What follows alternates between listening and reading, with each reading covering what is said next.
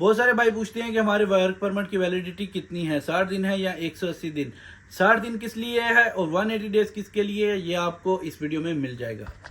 अस्सलाम वालेकुम, कैसे हैं आप सब? खैर खैरियत से होंगे। Welcome back to another video. तो आज की इस वीडियो में हम बात करने जा रहे हैं कि माल्टा का वर्क परमिट कितने दिन तक आप सबमिशन करवा सकते हैं, उसकी कितनी वैलिडिटी होती है, क्या होता है अगर वह एक्सपायर हो जाता है। तो ये सारी चीज़ें आपके लिए बहुत ही इंफॉर्मेटिव होने वाली हैं और वीडियो को लाजमी शेयर करना।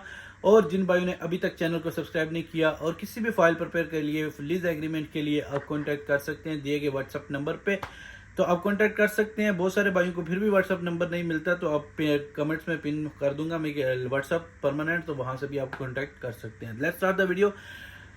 सबसे पहले देखें, आपका वर्क परमिट आ जाता है तो आपको 60 डेज दिए जाते हैं कि आप विद इन 60 डेज अपनी फाइल सबमिट कर दें वीएफएस ग्लोबल में। आप किसी भी कंट्री में रह रहे हैं, आप वीएफएस के ग्लोबल लाइक किसी भी कंट्री में, लाइक इंडिया में है, यूएई में है, कतर में है, बहरीन में है, सऊदी अरेबिया में है, अजरबैजान में है, तुर्की में है, किसी भी जगह पे आप अपनी सबमिशन करवा सकते हैं फाइल। ओके हो गया। 60 दिन के अंदर अंदर आपको लाजमी सबमिशन करनी पड़ेगी। अगर आप नहीं करते तो आपका वर्क परमिट वैलिड नहीं होगा फॉर सबमिशन के लिए। ठीक हो गया।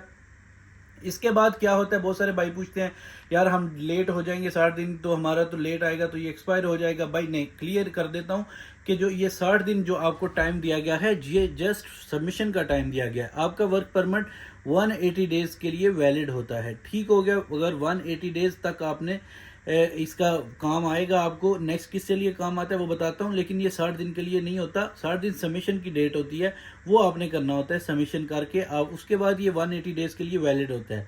अब आपका रिजल्ट आता है 45 डेज बाद आ जाए, 50 डेज बाद आ जाए, कभी कभी 70 डेज, कभी ज़्यादा भी हो जाता है। आपको भी पता होगा, हर वीडियो में मैं अपडेट करता रहता हूँ कितना टाइम लग सकता है। फॉर एग्जाम्पल, अब आपका टाइम लग गया, अब आपका 70 डेज के बाद कह लें कि वापस पासपोर्ट आया और वीज़ा आ गया। अब आप सोचेंगे यार मुझे तो 60 दिन का टाइम था, एक्सपायर हो गया। नहीं, बिल्कुल नहीं। आपका वर्क परमिट एक्सपायर नहीं हुआ।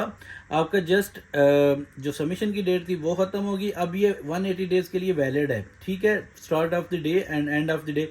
अभी नए वर्क परमिट पे आपको वैलिड डेट भी मिल जाती है कि अनटिल ये दिस डेट तक, मतलब जो भी डेट होती है वो मेंशन होती है न्यू वर्क परमिट जो आ रहे हैं उन पे भी कि इतनी देर तक ये वैलिड है।